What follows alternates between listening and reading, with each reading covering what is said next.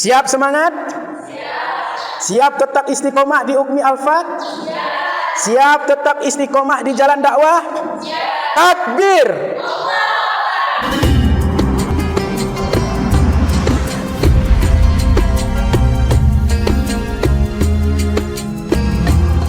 Assalamualaikum warahmatullahi wabarakatuh. Alhamdulillah, wassalatu wassalamu ala sayyidina Rasulillah wa ala alihi wa sahbihi wa mawalah. Ashhadu an la ilaha illallah wahdahu la syarikalah wa ashhadu anna Muhammadan abduhu wa rasuluh la nabiyya ba'da. Syukur alhamdulillah, marilah sama-sama kita panjatkan kehadirat Allah Subhanahu wa taala yang atas izinnya kita dapat bertemu dan berkumpul di rumah Allah yang berbahagia ini dalam rangka memperingati 1 Muharram, yaitu peristiwa hijrahnya Nabi Muhammad SAW dan para sahabat-sahabatnya dari kota Mekah ke kota Madinah. Salawat dan salam kepada junjungan alam, yakni Nabi besar Muhammad sallallahu alaihi wasallam, sebagai panutan kita, contoh suri tauladan dalam kehidupan kita, yang apabila kita selalu berpegang teguh dengan dua yang ditinggalkannya, yaitu Al-Quran dan sunnah-sunnahnya, maka insya Allah kita tidak akan pernah sesat untuk selama-lamanya. Apalagi kalau kita perhatikan di zaman sekarang ini, banyak sekali muncul aneh-aneh. Orang melaksanakan agama pun muncul aneh-aneh. Sekarang ini yang viral itu, yang heboh, munculnya sosok Mama Gufron. Ada pernah tahu informasinya? Mama Gufron kan? Ini akhwat-akhwat tahu nggak? Ada muncul Mama Gufron. Ada pernah dengar? Sekarang ini muncul sosok Mama Gufron katanya. Pernah dengar? Pernah? Belum? Berarti kurang update ini. Coba nanti dicek ya di media sosial, baik itu di YouTube, di TikTok ataupun Instagram. Itu banyak tuh tentang Mama Gufron. Mama Gufron ini katanya dia mirip seperti Nabi Sulaiman. Dia katanya bisa bahasa semut, bisa dia bahasa jin, bisa dia bahasa malaikat. Bahkan dia mampu mengubah air biasa jadi air jam-jam katanya.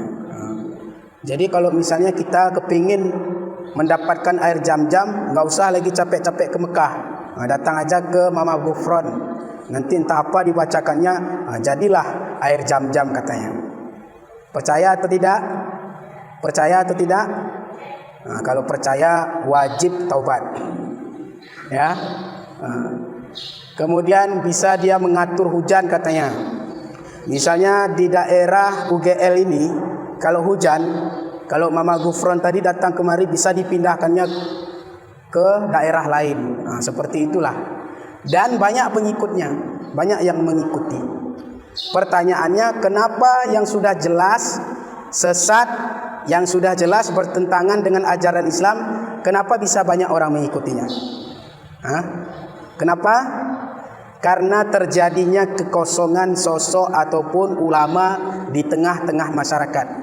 Maka itulah tugas kita sebagai pemuda-pemudi umat Islam, berusaha menjadi pelopor, berusaha menjadi pencerah, berusaha untuk menjadi lilin di tengah-tengah umat yang bisa menerangi umat, ya, paling tidak mengerti ya tentang iman kepada Allah Subhanahu wa taala. Maka oleh karena itu, bagaimana cara kita mengantisipasinya?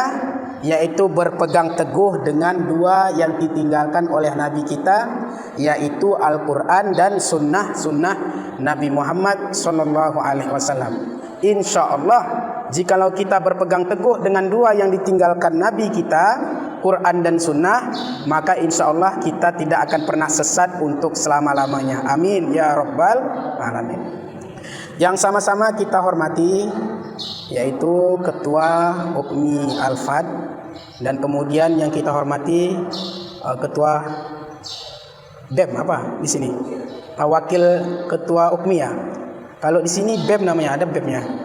Oh, tapi mungkin ada kegiatan lainnya. Kemudian juga semuanya teman-teman kita, baik ikhwan maupun akhwat yang telah hadir, mudah-mudahan baik banyak maupun sedikit kita tetap semangat untuk mempelajari dan memahami yang berkenaan dengan Islam, yang menambah kekuatan wawasan kita di dalam beragama Islam yang kita cintai ini.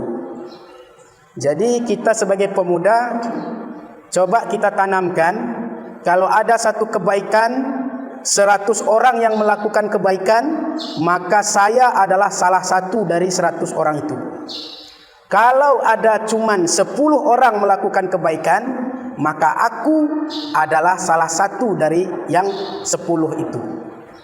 Tapi kalau cuman 1 orang yang melakukan kebaikan itu, akulah yang 1 itu. Nah, gitu dia ya. Jangan alah citok nape miro maro ape. Kaisu semangat kita datang pucikit cuma orangnya. Jangan. Melakukan kebaikan itu jangan karena orang, jangan karena sesuatu, tapi murni karena Allah Subhanahu wa taala. Kalau melakukan sesuatu itu karena seseorang ataupun karena sesuatu, maka biasanya jikalau tidak sesuai dengan keinginan kita sesuatu atau orang tersebut, maka kita akan berhenti melakukan kebaikan yang telah kita rencanakan itu.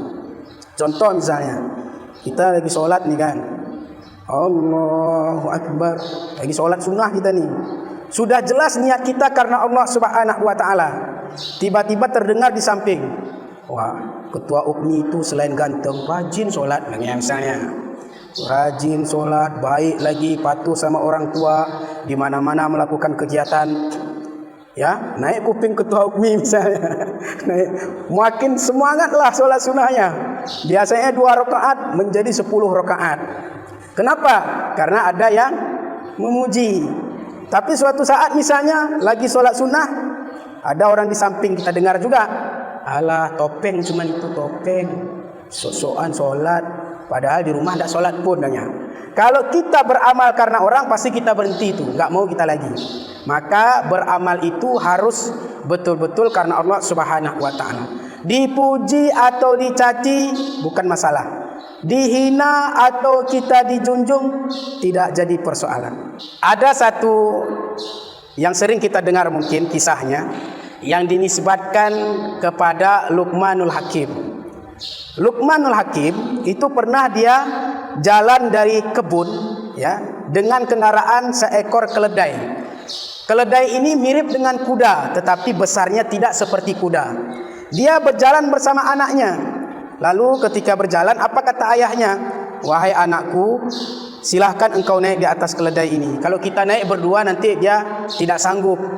Baik ayah. Akhirnya anaknya naik di atas keledai, lalu ayahnya yang menuntun. Ketika dalam perjalanan dilihat oleh sekelompok orang. Apa kata orang? Dasar anak durhaka. Ayahnya tua, masa disuruh nuntun keledai? Dia enak-enakan naik keledai, sementara ayahnya jalan kaki. Didengar oleh anaknya, ayah, betul lah apa yang disampaikan orang itu. Sebaiknya ayah saja yang naik di atas keledai. Biarkan aku yang masih muda yang menuntun keledai. Akhirnya apa? Anaknya turun, ayahnya yang naik keledai. Ketika ayahnya naik keledai, jalan lagi, ketemu lagi dengan kelompok orang lain. Apa kata orang? Dasar orang tua tidak punya rasa sayang kepada anaknya. Dia enak-enakan naik di atas keledai. Anaknya sudah capek, kecil, jalan kaki sambil nuntun keledai. Orang tua macam apa itu? Salah lagi kan? Tadi anaknya yang naik salah. Orang tuanya pun naik salah. Ya sudah, sebaiknya kita turun saja. Tidak usah ada satupun yang naik keledai. Dua-dualah mereka menuntun keledai. Ketemu dengan kelompok orang lain lagi. Apa kata orang? Ini manusia tidak punya ilmu. Masa punya keledai yang di zaman itu kendaraan belum ada sepeda motor belum ada, ya. Yamaha, mobil-mobil belum ada. Kendaraan itu ya keledai, kuda, onta, ya. Jadi orang melihat punya kendaraan keledai tidak ada satupun naik. Dasar ini orang tidak punya ilmu. Berarti salah lagi kan? Disalahkan orang lagi. Ya sudah, kita naik saja dua-duanya. Anaknya di depan, ayahnya di belakang. Mereka naik dua-duanya di atas keledai. Yang keledai ini kecil, tidak mungkin sanggup dinaiki oleh dua orang. Ketika dalam perjalanan dengan susah payah keledai itu berjalan, dilihat lagi orang lain, kelompok orang lain. Apa kata orang? Cobalah lihat, ayah dan anak itu tidak punya perasaan sama sekali. Sudah tahu keledainya kecil, masa dinaiki dua orang? Salah lagi kan? Ya sudah, tadi ayah naik salah, engkau anakku yang naik juga salah, kita turun berdua juga salah, kita naik berdua pun salah. Ya sudah, kita gendong saja keledai ini. Akhirnya digendonglah keledai, ya. Ayah dengan anak menggendong keledai tersebut, digendong. Ketika dalam perjalanan dilihat orang lagi, itu makin lucu lagi komentar orang. Dasar dunia zaman terbalik. Masa bukan manusia naik keledai, tapi keledai naik manusia? Dikomentari orang. Ketika selesai itu, sampai di rumah, barulah disampaikan oleh ayahnya kepada anaknya tersebut, wahai anakku, sebenarnya dalam perjalanan kita tadi, itulah gambaran kehidupan di dunia nak. Mau kita berbuat baik, apalagi tidak berbuat baik, pasti ada saja yang menyalahkan kita. Jadi dalam kehidupan kita jangan heran lagi, baca Al-Quran pun kita masih ada juga yang menyalahkan kita. Kita buat organisasi untuk kebaikan misalnya, ada juga yang akan menyalahkan kita. Kita buat yaitu program-program, kegiatan-kegiatan, pasti akan banyak juga orang yang tidak suka. Nah, maka oleh karena itu, bukan komentar orang itu yang membuat kita bergerak atau tidak, tapi betul atau tidak apa yang kita lakukan. Kalau yang kita lakukan itu sudah benar di mata Allah, kalau yang kita lakukan itu sudah tidak bertentangan dengan yang diajarkan oleh Rasulullah, mau orang mencaci atau memuji, baik orang mendukung ataupun tidak, baik orang ramai mengikuti ataupun tidak, bukan soal. Tetap kita semangat melakukannya karena Allah Subhanahu wa ta'ala. Siap semangat? Siap tetap istiqomah di Ukmi Al-Fat? Siap tetap istiqomah di jalan dakwah? Takbir. Jadi jangan malu-malu mengucapkan takbir ya. Indonesia ini dulu bisa merdeka salah satunya dengan kalimat takbir. Coba sekarang kita tanya, dulu para pahlawan kita Indonesia ini melawan penjajahan, itu kira-kira senjatanya apa?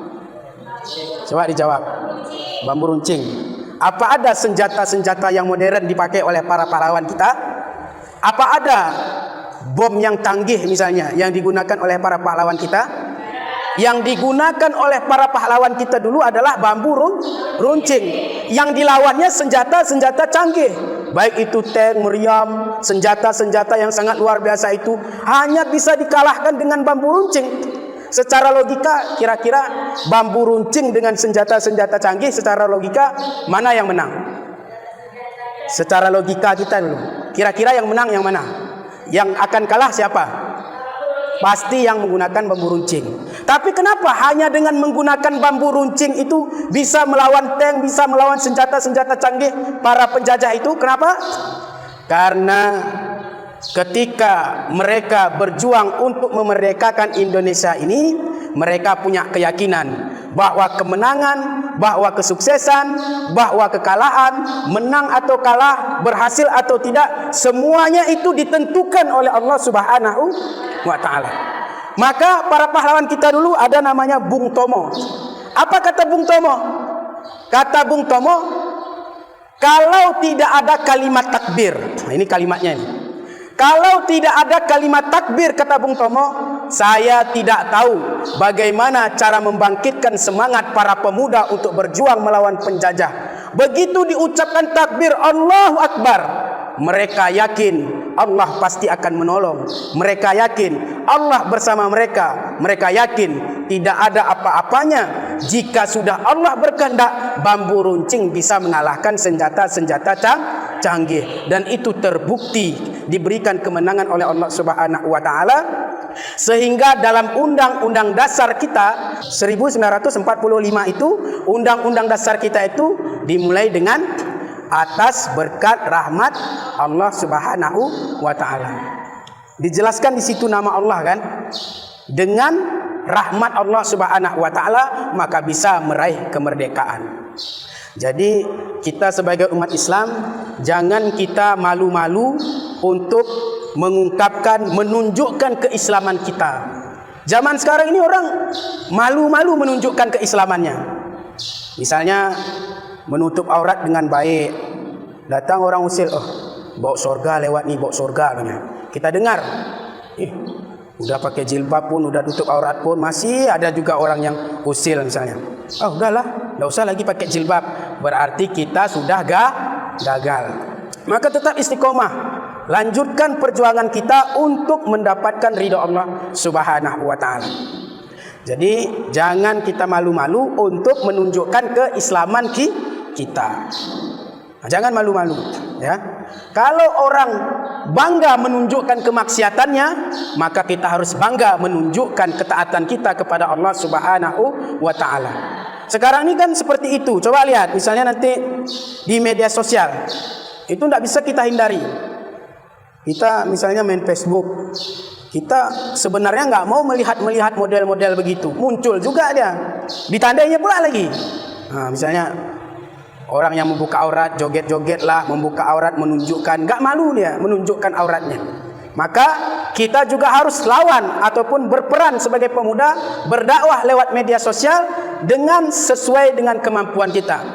Ayo kita buat konten-konten yang bernilai Islam. Kita tunjukkan ilmu-ilmu yang bermanfaat dan lain sebagainya. Jadi kita seimbangkan. Alhamdulillah kalau kami, salah satu yang kami bentuk namanya, kalau dulu ada Agara Gambus. Pernah dengar?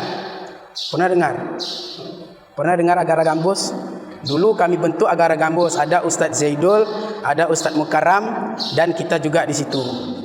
Sudah alhamdulillah bisa menyeimbangi musik-musik yang jauh dari nilai-nilai Islam. Kemudian apa lagi? Setelah dibentuk ini karena banyak aktivitas, akhirnya mereka yang melanjutkan. Sekarang kami bentuk lagi namanya Hijrah Gambus. Hijrah Gambus ini juga untuk sebagai alternatif dari musik-musik yang tidak membuat kita semakin mengingat Allah Subhanahu wa taala, maka kita buat lagi Hijrah Gambus. Jadi coba dari Ukmi Al-Fat, coba ciptakan ataupun buat bentuk suatu apa saja yang nanti berdampak di dalam kehidupan masyarakat atau paling tidak di kampus ini. Coba dibuat, pikirkan apa kira-kira yang bisa kita kontribusikan di kampus ini sehingga menjadi lebih baik lagi dan tentu dirahmati, diberkahi oleh Allah Subhanahu wa taala. Nah, begitu juga dengan media sosial. Boleh kita pelajari bagaimana cara membuat konten-konten yang bernilai dakwah, yang bermanfaat, dari hal yang kecil sampai kepada yang sebesar-besarnya. Ikhwafillah yang dirahmati Allah Subhanahu wa taala, maka hari ini adalah tema kita, pemuda berhijrah melalui tahun baru Islam. Sekarang kita coba tanya dulu. Sekarang ini tanggal berapa sudah bulan hijriahnya? Tanggal berapa sekarang? Coba. Hah? Tanggal 20 Juli hari ini. Hah? Tanggal berapa? 15. 14 Hijriah. Nah, ini boleh nanti ya, panitia. Bolehlah dikasih hadiah nanti ya. Yang bisa menjawab tadi. Jadi sekarang kita sudah masuk tanggal 14 Muharram. 1446 Hijriah. Jangan sampai kita umat Islam kan, ketika nanti tahun baru, ya, tahun baru Masehi itu, kita lebih antusias daripada tahun baru Islam, ya. Tahun baru Islam kita senyap-senyap saja, sepi-sepi saja, ya. Kat patah man patah, yang lalu biarlah berlalu. Tapi begitu masuk nanti tahun baru Masehi, barulah disiapkan. Mau kemana? Ini mau beli ayam nih, mau beli ikan. Untuk apa? Ya bentar lagi tahun baru, ya. Tahun baru bentar lagi. Tahun baru Masehi. Kalender Masehi boleh enggak kita gunakan? Jawabannya boleh. Nah, jangan salah. Nanti bahaya juga. Kenapa sadari ini mengharamkan? Enggak. Boleh, ya. Kalau saya ini lahir tanggal 13 Maret 1994. Promosi ya, biar ingat ulang tahun. Itu tanggal Masehi. Boleh kita gunakan. Tetapi yang berkaitan dengan ritual-ritual keagamaan di luar Islam, maka kita ucapkan lakum dinukum waliyadin. Itu dia, ya. Misalnya, kenapa tidak ucapkan selamat hari raya kami? Misalnya ada kawan kita non muslim, lalu dia bilang, kenapa tidak ucapkan selamat hari raya kami? Maka kita menjawab, lakum dinukum waliyadin. Kita walaupun berbeda keyakinan, kita bisa berteman, tetapi soal agama tidak boleh dicampur adukkan. Lakum dinukum waliyadin. Silahkan laksanakan terus ibadahmu, laksanakan terus sesuai keyakinanmu. Tidak boleh kami ganggu, dan kami pun ketika melaksanakan keyakinan kami, maka tidak boleh diganggu. Saling menghormati, saling menghargai. Lakum dinukum waliyadin. Itu toleransi yang benar. Jangan toleransi itu dicampur adukkan. Wala talbisul haqqo bil batil, kata Allah dalam Quran. Jangan engkau campur adukkan antara yang hak dan yang batil. Salah satu mencampur adukkan hak dan batil itu adalah mencampur adukkan tentang ritual-ritual keagamaan. Contohnya misalnya apa? Dibuatlah dalam satu rumah ibadah orang lain, di situ kita sholawat. Ada kan? Ada tuh. Di YouTube, ini di daerah-daerah lain, di Aceh Tenggara insya Allah nggak ada. Tetapi di daerah-daerah di luar kota sana sering kita lihat dicampur adukkan antara ajaran Islam dengan yang bukan Islam. Nah, maka harus kita pahami konsep lakum dinukum waliyadin. Kita harus menghormati, kita harus menghargai, kita tidak boleh mengganggu. Itu namanya rahmatan lil alamin. Dan kita pun tidak boleh diganggu. Dulu ada yang sempat kami protes itu oknum, ya, oknum di luar Islam melaksanakan ibadahnya. Apa kata mereka? Tidak boleh diganggu, dan memang tidak perlu diajarkan kita umat Islam. Kita sudah diajarkan rahmatan lil alamin, yaitu rahmat bagi seluruh alam. Kita saling menghargai. Sudah paham kita. Tidak mungkin umat Islam akan mengganggu agama lain. Tetapi ironinya, ketika kita melaksanakan ibadah puasa Ramadan, itu mungkin beberapa tahun yang lalu, melaksanakan ibadah bulan suci Ramadan, bulan puasa, dibaliknya kalimatnya itu, ini yang kita protes sempat dulu. Apa katanya? Hormatilah yang tidak puasa. Kata balik itu. Harusnya kalimatnya itu hormati orang yang berpuasa. Tapi dibalik menjadi hormatilah orang yang tidak puasa. Ini terbalik. Inilah kacau zaman sekarang ini. Oleh karena itu, mari kita perkuat ukhuwah kita, keimanan kita kepada Allah Subhanahu wa taala. Ya baik, memangnya ada apa dengan peristiwa hijrah? Kenapa Nabi Muhammad itu hijrah dari kota Mekah ke kota Madinah? Dari tadi jamnya gitu ya. Tolong diingatkan ya. Maksudnya kalau nanti kalau memang udah waktunya diingatkan ya. Ya biasanya ada jam di depan atau di sini. Cuman ini perlu kita ganti baterai nanti ya. Dah. Kenapa Nabi Muhammad itu hijrah dari kota Mekah ke kota Madinah? Coba dijawab dulu. Yang ikhwan dulu, ikhwan. Kenapa Nabi Muhammad itu kok diperintahkan Allah hijrah dari kota Mekah ke kota Madinah? Padahal waktu itu di kota Mekah itu belum merata dakwah Islam itu disebarkan di kota Mekah itu. Kenapa? Ada yang bisa jawab? Apa? untuk mensiarkan agama. Ya, boleh. Ada lagi? Ada lagi? Dah. Jadi kenapa terjadi peristiwa hijrah dari kota Mekah ke kota Madinah? Karena dakwah Rasulullah SAW pada waktu itu sudah tidak bisa dilanjutkan di kota Mekah.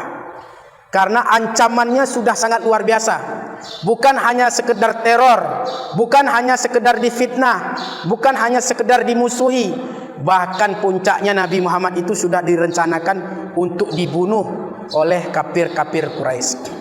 Kenapa mereka ingin membunuh Nabi Muhammad pada waktu itu? Karena sebelumnya itu Nabi Muhammad ini didatangi, ya, atau dijumpai oleh Abu Lahab dan Abu Jahal. Dijumpainya, Muhammad, sekarang kita diskusi saja. Kita biar sama-sama enak, katanya.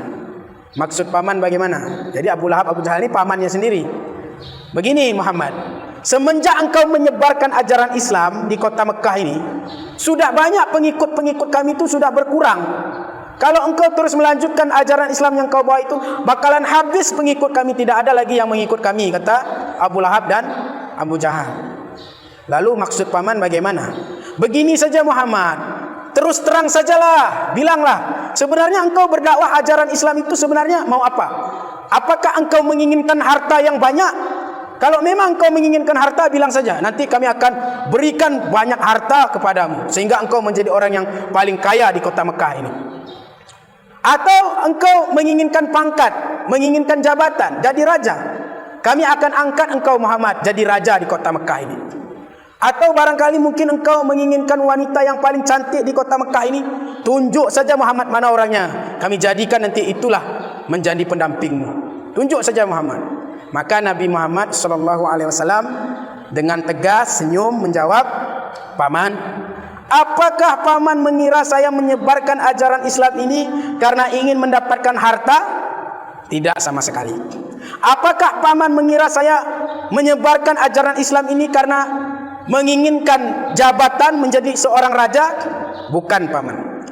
Apakah paman mengira saya siang malam tidak bosan-bosannya menyampaikan dakwah agar umat ini kembali ke jalan Allah Subhanahu wa taala hanya gara-gara menginginkan seorang wanita yang paling cantik? Sama sekali tidak paman. Nah, ini kan gemes ini apa nih? Abu Lahab sama Abu Jahal ini gemes dia. Ini tidak mempan nih, ditawarkan harta tidak mempan, ditawarkan pangkat tidak mempan, dikasih wanita paling cantik pun tidak mempan. Kata Abu Lahab, Abu Jahal apa? Ya sudah, gini saja. Kalau memang engkau tidak menginginkan salah satunya, begini saja Muhammad, kita toleransi saja, katanya. Toleransi versi Abu Lahab. Apa toleransinya? Nanti ketika engkau pergi ke tempat ibadahmu, menyembah Tuhan yang kau ajarkan itu, maka kami semuanya ikut bersamamu Muhammad. Kami akan ikut ke tempat ibadahmu dan kami akan menyembah Tuhan yang engkau sembah itu. Tetapi nanti ketika giliran kami ke tempat ibadah kami, menyembah Tuhan yang kami yakini, engkau juga ikut. Katanya gitu. Engkau juga ikut apa yang kami sembah engkau pun, supaya kita saling toleransi. Ini toleransi yang salah karena mencampur adukkan agama. Maka disinilah turun Al-Quran surah Al-Kafirun. Di penghujung ayatnya itu yang sudah kita sampaikan tadi, lakum dinukum waliyadin. Paman, engkau dan pengikutmu silahkan jalankan sesuai keyakinan kalian. Kami tidak akan mengganggu. Dan kami pun menjalankan keyakinan kami, jangan diganggu. Lakum dinukum waliyadin. Engkau melaksanakan sesuai keyakinanmu, silahkan. Dan kami pun tidak boleh diganggu. Saling menghormati, saling menghargai. Itulah toleransi yang sudah diajarkan dalam Islam. Itu yang benar. Tidak boleh dicampur adukkan antara ajaran Islam dengan yang bukan Islam. Yang boleh itu saling menghargai, saling menghormati, dan tidak saling mengganggu. Kan marah ini mendengar Abu Lahab dan Abu Jahal, marah dia, ya. Sudah ditawarkan berbagai macam tidak mau, sudah ditawarkan toleransi versi mereka juga tidak mau. Maka akhirnya apa? Maka kumpullah para pembesar-pembesar kafir Quraisy itu merencanakan, kita semua sudah kita lakukan, bagaimana solusinya ini agar Muhammad ini berhenti berdakwah di kota Mekah ini. Maka mereka merencanakan, tidak ada jalan lain, kita harus membunuh Muhammad. Ketika mereka merencanakan pembunuhan kepada Nabi Muhammad, maka disitulah ketika itu turun perintah untuk hijrah dari kota Mekah ke kota Madinah. Maka Rasulullah itu mengumpulkan para sahabatnya, wahai para sahabatku, ini sudah turun perintah Allah agar kita hijrah dari kota Mekah ke kota Madinah. Silahkan kalian duluan berangkat, biarkan saya belakangan. Kata sahabat, ya Rasulullah, kenapa engkau belakangan berangkatnya? Kenapa tidak sama-sama saja? Karena yang mereka incar itu adalah saya. Nanti kalau kita sama-sama berangkat, itu akan membahayakan keselamatan kalian. Jadi silahkan berangkat duluan, biarkan saya belakangan berangkatnya. Ada sebagian sahabat, ya Rasul, kami takut, kami tidak berani ya Rasulullah hijrah dari kota Mekah ke kota Madinah. Kami pasti akan dicegat, kami pasti akan dibunuh, kami pasti akan mati. Di saat itu diingatkan oleh Allah, turun ayat kullu nafsin za'iqatul maut. Setiap yang bernyawa pasti mati. Engkau berangkat hijrah atau tidak, mati. Engkau mau berjuang di jalan Allah, mati. Engkau mau di jalan kebenaran atau di tempat yang salah, mati. Mau apa saja kita lakukan di dunia ini, bakalan ujungnya kita mati. Dunia ini kita tinggalkan dan kita akan kembali menghadap Allah Subhanahu wa taala. Maka mendengar ayat itu, semangat sahabat ini membara sehingga mereka bersemangat untuk hijrah dari kota Mekah ke kota Madinah. Bahkan Umar bin Khattab kumpulkannya para kafir-kafir Quraisy itu. Hei, kafir Quraisy, kumpul. Dengar ya. Besok Umar bin Khattab akan berangkat hijrah dari kota Mekah ke kota Madinah. Siapa yang berani macam-macam, nah, coba silahkan cegat Umar bin Khattab. Akhirnya besok tidak ada yang berani mencegat Umar bin Khattab. Nabi Muhammad di mana? Masih tinggal di rumahnya. Sehingga pada suatu malam itu masih bersama Sayyidina Ali. Apa kata Rasulullah? Wahai Sayyidina Ali, silahkan engkau gantikan tempat tidur saya ini, engkau yang di sini. Nah, itu artinya apa? Sayyidina Ali menggantikan tempat tidur Rasulullah. Resikonya apa? Nah, resikonya apa? Ya, resikonya mati. Tapi Sayyidina Ali mau mendapatkan resiko seperti itu. Itulah cintanya kepada Rasulullah SAW. Sehingga ketika rumah Nabi Muhammad itu sudah dikepung, sudah dikeliling, sudah dipagar betis, maka Nabi Muhammad SAW ketika dia keluar rumah, dengan kebesaran Allah Subhanahu wa taala, tidak ada yang mampu melihat Nabi Muhammad sallallahu alaihi wasallam. Dibutakan oleh Allah. Sehingga Rasulullah santai saja berjalan ya. Enggak ada satu pun yang lihat, padahal di hadapannya Rasulullah tidak ada yang melihat, sehingga Rasulullah selamatlah dari rencana pembunuhan itu. Itu latar belakang kenapa Nabi Muhammad itu hijrah dari kota Mekah ke kota Madinah. Kemudian ketika setelah hijrah, apa yang dilakukan? Maka Rasulullah ketika hijrah itu, pertama yang dilakukan oleh Rasulullah itu di kota Madinah itu adalah membangun masjid. Nah, itu yang pertama, membangun masjid. Nah, jadi masjid adalah pusat kegiatan umat sebenarnya. Semua bisa kita lakukan di masjid. Jangan kita menganggap Islam ini cuma sholat, Islam ini cuma puasa, Islam ini cuma baca Quran, Islam ini cuma wirid yasin. Nah, itu kan kita ketinggalan namanya. Islam itu sebenarnya sudah mengatur sejak kita bangun tidur sampai kita tidur lagi, itu sudah diatur dalam Islam. Makanya dalam Islam itu semuanya ada doanya. Coba bangun tidur ada nggak doanya? Ada. Mau tidur ada doanya.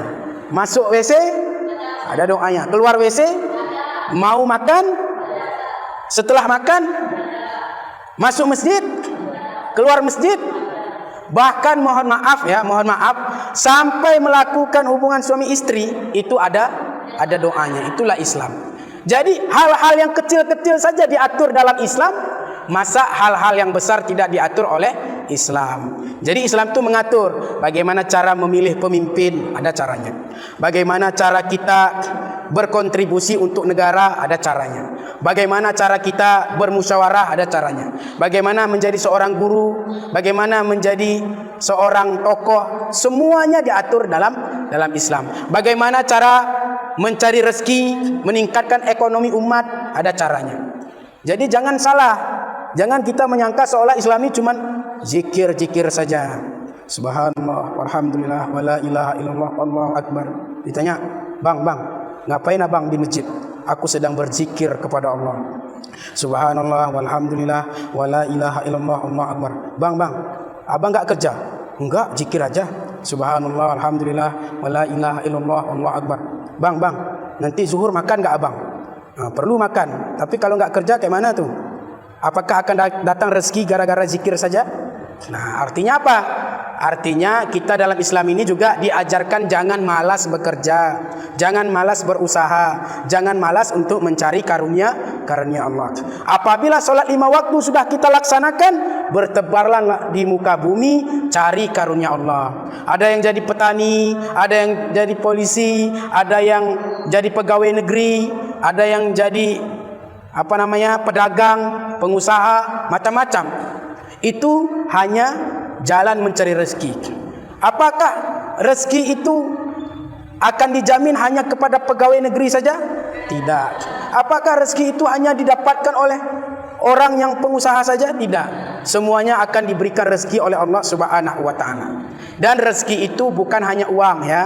Kalau kita kuliah, jangan beranggapan kuliah mesti jadi pegawai negeri. Ini jangan dulu.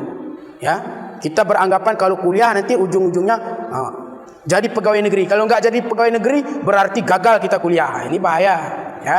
Nah, bukan itu. Tujuannya adalah supaya wawasan kita bertambah, ilmu kita bertambah, sehingga dimanapun kita ditempatkan akan bermanfaat buat lingkungan kita. Soal rezeki, Allah punya cara memberikan rezeki kepada hambanya, bahkan dengan cara yang tidak kita sangka-sangka. Yang penting tingkatkan ketakwaan kita kepada Allah Subhanahu wa taala. Ibadah jangan tinggalkan, terutama ibadah solat 5 waktu. Aqimus shalah, inna sholata tanha anil fahsya'i wal munkar. Dirikanlah solat, sesungguhnya solat itu dapat mencegah perbuatan keji dan mungkar. Pernah lihat enggak ada orang solat tapi masih juga bermaksiat? Ada enggak? Ada. Apakah ayat Al-Quran itu salah? Bukan ayat Al-Qurannya salah, tetapi orangnya yang salah. Harus kita pahami. Tapi kata Allah dalam Al-Quran, orang yang solat dijauhkan dari perbuatan keji dan mungkar. Ada orang rajin solat, kenapa masih berbuat kemungkaran? Berarti mungkin solatnya masih banyak kekurangan. Mungkin toharohnya belum benar, ataupun bacaannya belum sempurna, ataupun rukuknya belum benar, ataupun mungkin niatnya yang belum lurus kepada Allah. Macam-macam penyebabnya. Kalau ibadah kita sudah benar, solat kita sudah benar, maka insya Allah pasti akan tercegah dari perbuatan keji dan mungkar. Jadi solat 5 waktu jangan ditinggalkan. Itu terutama, ya. Kemudian apa lagi? Teruslah kita berkembang, teruslah kita menjadi agen perubahan, ya. Dimanapun kita berada, kita boleh berteman dengan siapapun, boleh. Ada kawan kita misalnya suka main judi, boleh kita bergaul dengan dia, dengan syarat kita mewarnai dia, jangan dia yang mewarnai kita. Kita boleh enggak ada teman kita misalnya tidak pakai jilbab, kita temani saja. Mudah-mudahan kita berteman dengan dia, dia nanti cepat perlahan-perlahan juga mau menutup aurat. Jadi artinya apa? Jadikan diri kita ini adalah sebagai agen perubahan. Dimanapun kita berada, mampu kita mewarnai lingkungan kita untuk menjadi lebih baik. Jangan sampai kita menjadi biang kerok buat lingkungan kita. Karena tipe-tipe orang itu, ada orang itu tipenya ada yang pertama, ketika dia ada, orang biasa-biasa aja, ya. Datang atau enggak dia enggak dicari orang. Misalnya datang si Fulan, oh ya biasa-biasa saja. Ada orang kalau dia datang orang malah enggak suka. Misalnya siapa yang datang? Si Fulan. Allah, payah dia digoroh ya, misalnya kayak gitu kan. Berarti ini yang tidak baik. Ada lagi orang ketika dia tidak datang, orang malah bertanya, kenapa si Fulan enggak datang? Kenapa dia pulang? Oh, lagi sakit. Ayo kita jenguk. Jadi silahkan pilih tipe-tipe mana kita. Kita ada, orang bahagia. Ketika kita tidak ada, orang merindukan kita. Jangan menjadi orang ketika kita ada, orang alah bawah penak nondai ngurung balik-balik pergi kita. Misalnya kayak gitu. Ketika kita ada, ketika kita enggak ada, orang senang. Dapat polan ke? Oh ni nak diingkut. Alhamdulillah. Nah, itu kacau lah itu. Berarti biang kerok. Maka jadilah menjadi agen perubahan. Marilah kita menjadi pemuda berhijrah melalui tahun baru Islam ini. Hijrah dari apa? Dari hal apa saja, dari hal-hal negatif. Kalau dulu kita solatnya masih bolong-bolong, ayo mulai dari sekarang jangan lagi bolong-bolong solatnya. Kalau selama ini kita kurang disiplin, ayo ke depannya lebih disiplin lagi. Kalau selama ini kita belum benar menutup auratnya, ayo kita bagaimana cara menutup aurat dengan baik dan benar. Kalau selama ini kita sering tidak ikut perkuliahan, ayo lebih rajin lagi kita ikut mata kuliah, perkuliahan kita. Dari hal-hal yang kecil sampai hal yang sebesar-besarnya. Mudah-mudahan kita bisa menjadi orang yang baik. Apa itu orang baik? Orang baik itu adalah yang pandai mengambil pelajaran dari masa lalu, kemudian untuk dia terapkan di masa sekarang ini, dan sekaligus merencanakan kebaikan buat masa yang akan datang. Terima kasih. Mungkin itu saja yang dapat kita sampaikan. Mohon maaf atas segala kekurangan. Billahi taufiq wal hidayah, wa ridha wal inayah. Wassalamualaikum warahmatullahi wabarakatuh.